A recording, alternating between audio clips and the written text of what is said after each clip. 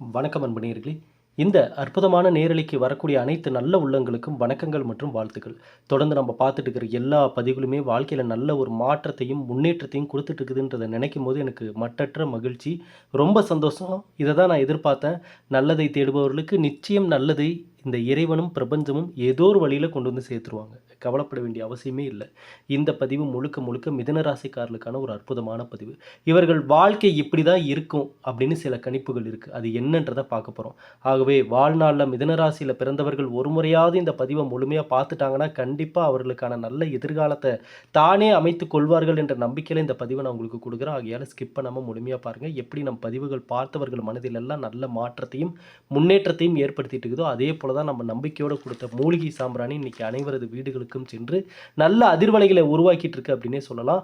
அது மட்டும் இல்ல, நம்ப நம்பிக்கையோட குடுத்த இன்னும் சில ஆன்மீக பொருட்கள், பிரமிடு, சக்தி வாய்ந்த பிரமிடு, அப்புறம் பார்த்தீங்கன்னா கருங்காலி மாலை, கருங்காலி பிரேஸ்லெட்டு, இவை எல்லாமே வெட்டிவேர் மாலை, இவை எல்லாமே இன்னைக்கு யார் யார் வீடுகளுக்கெல்லாம் போயிருக்கோ, யார் யாரெல்லாம் ஆர்டர் பண்ணி வாங்குனாங்களோ அனைவருக்கும் நல்ல எதிர்காலத்திற்கான அதிர்வலைகளை உருவாக்கிட்டு இருக்குதுன்றத நினைக்கும்போது ரொம்ப சந்தோஷம். புதுசா ஆர்டர் பண்ணணும்னு நினைக்கிறவங்க 93453967 நம்பருக்கு மெசேஜ் பண்ணி உங்களுடைய ஆர்டர் வந்து நீங்க கன்ஃபார்ம் பண்ணிக்கோங்க. சரி, இப்போ மிதுன ராசிக்காரனுடைய வாழ்க்கை இப்படித்தான் இருக்கும் அப்படின்றத பத்தின சில முக்கிய கணிப்புகள் என்னன்றத பார்ப்போம்.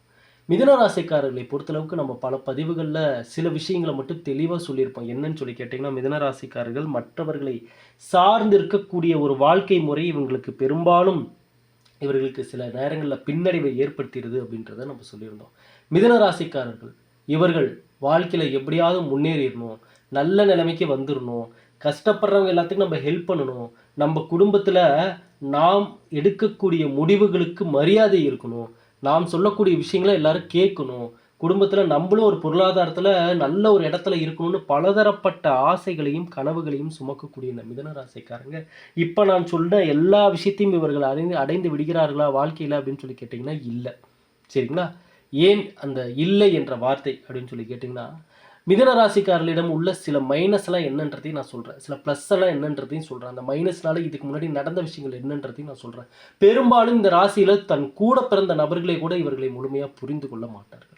இது மிதுன ராசிக்காரர்களிடையே மனதளவில் ஏற்படக்கூடிய ஒரு மன அழுத்தம், மன வருத்தம் அப்படின்னே சொல்லலாம். தன் குடும்பத்தை சேர்ந்தவர்கள், தன் சொந்த பந்தங்களை கூட இவர்களை வந்து முழுமையா புரிந்து கொள்ளாமல் சில வார்த்தைகளை, இவர்கள் மனதை காயப்படுத்தக்கூடிய வார்த்தைகளை பலரும் பயன்படுத்தி வருகிறார்கள். இதனால தான் மிதுன ராசிக்காரர்கள் சில காலகட்டத்திற்கு மீது தனிமையை தேட ஆரம்பிச்சிடுறாங்க. அதே போல தான் திருமண வாழ்க்கையை பொறுத்தளவுக்கு மிதுன ராசிக்காரர்களை பொறுத்தளவுக்கு தான் நேரத்தையும் காலத்தையும் முன்னேற்றத்திற்காக, தன் வாழ்க்கையின் முன்னேற்றத்திற்காக பயன்படுத்த வேண்டும் என்று ஆரம்பத்திலிருந்து தெளிவா இருந்த மிதுன ராசிக்காரர்கள் ஒரு சிக்கல்ல சிக்காம முன்னேறிடுறாங்க. அது என்ன சிக்கல்னு கேட்டீங்கன்னா, நேரத்தையும் காலத்தையும் வீணடித்து விட்டோமோ என்ற கவலை அவர்களுக்கு வருவதே இல்லை. இதே நேரத்தையும் காலத்தையும் அலட்சியமாக பார்த்தவர்களை அந்த நேரமும் காலமும் ரொம்ப பழிவாங்கிறோம் அப்படின்னே சொல்லலாம். ரொம்ப சோதனைகளை கொடுத்துரும் அப்படின்னே சொல்லலாம். அதனால தான் இந்த ராசிக்காரர்கள்ல பெரும்பாலானோர் பார்த்தீங்கன்னா, நேரத்தையும் காலத்தையும் நம்ம வீணடிச்சிட்டோமோ அப்படின்னு அந்த ஒரு கவலைக்குள்ள போயிடுறாங்க. சரிங்களா? அதே போல இந்த ராசியில் பிறந்தவர்கள் தான் பெரும்பாலும் ஒரு 35, 40 வயசை தொடும் பொழுது பார்த்தீங்கன்னா, தன் வாழ்க்கையில அவசரப்பட்டு எடுத்த முடிவுகளை நினைத்து, அவசரப்பட்டு செய்த செயல்களை நினைத்து அதிகமாக வருத்தப்படுபவர்கள் இந்த மிதுன ராசிக்காரங்க தான். இதுதான் உண்மை. இந்த பதிவை பார்த்துட்டு இருக்கிறவங்களே கூட இந்த நிலைமையில, இந்த சூழ்நிலையில இருக்க வாய்ப்புகள் இருக்கு. சரிங்களா?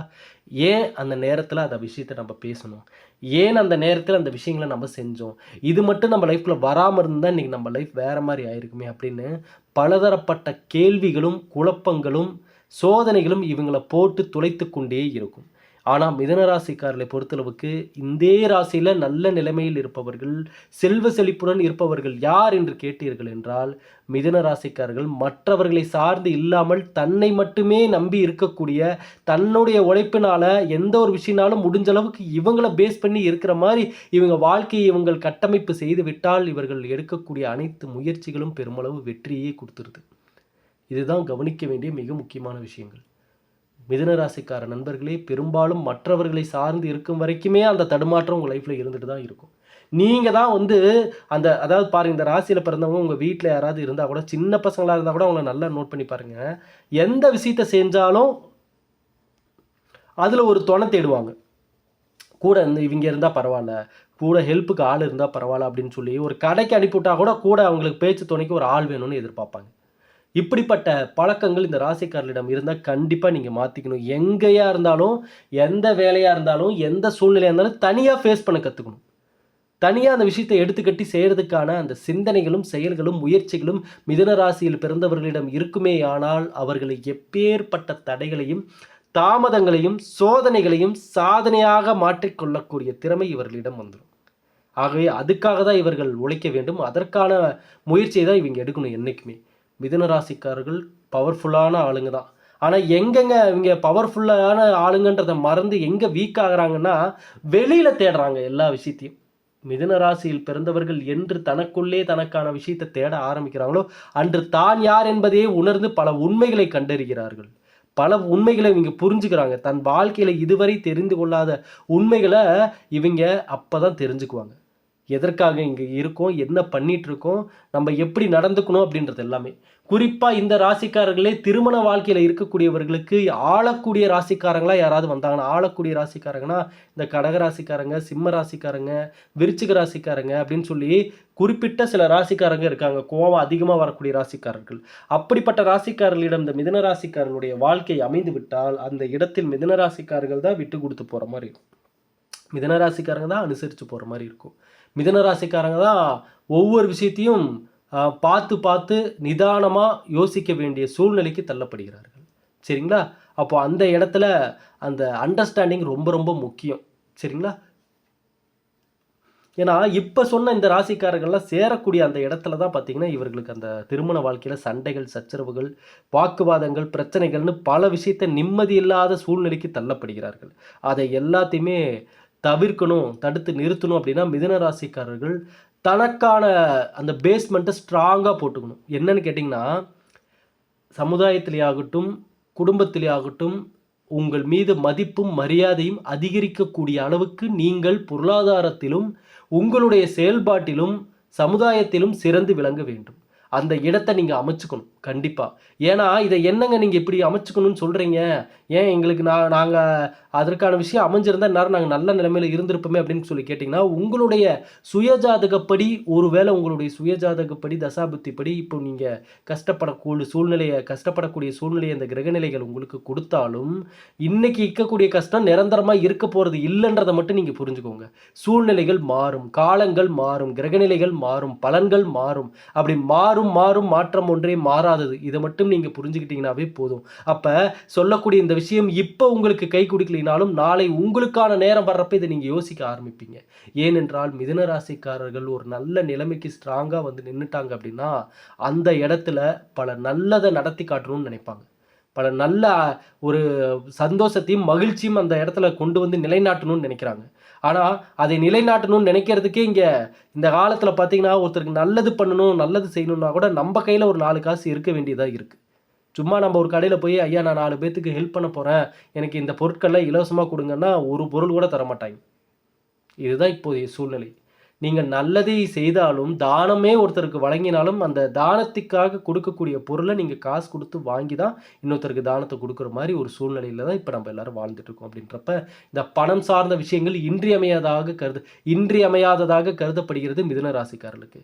இந்த பதிவை பார்த்துட்டு இருக்கிற மிதுன ராசிக்காரங்களுக்கு கூட நான் ஒரு விஷயத்தை சொல்கிறேன், நல்லா நோட் பண்ணி பாருங்கள். பொருளாதாரத்தில் நீங்கள் தடுமாறி நிற்கிறீங்கன்னா பாருங்கள், யாருமே உங்களை மதிக்க மாட்டேன்றாங்க.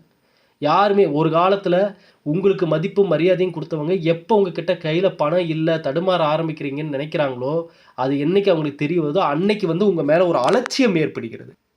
இந்த அலட்சியம் உங்களுக்கு மன அழுத்தத்தையும் மன வருத்தத்தையும் ஏற்படுது.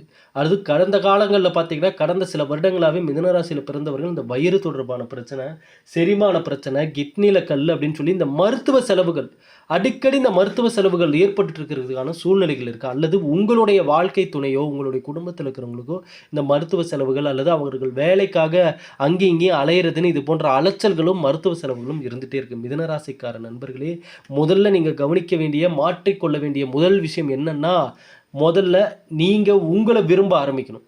அதாவது உங்களை பிடிக்கணும். சரிங்களா?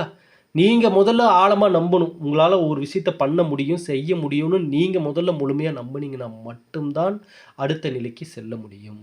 அடுத்த ஒரு கட்டத்திற்கு செல்ல முடியும். ஏன்னா, இந்த மிதுன ராசியில பிறந்தவருடைய நெறைய பேர் ஜாதகங்கள் பார்க்குறப்ப தெரிய வர்றது என்னன்னா, அவங்களே டிசப்பாயின்ட்மென்ட்டா இருக்காங்க. அவங்களே ஒரு விஷயத்துலேருந்து விலகி நின்னுக்கிறாங்க.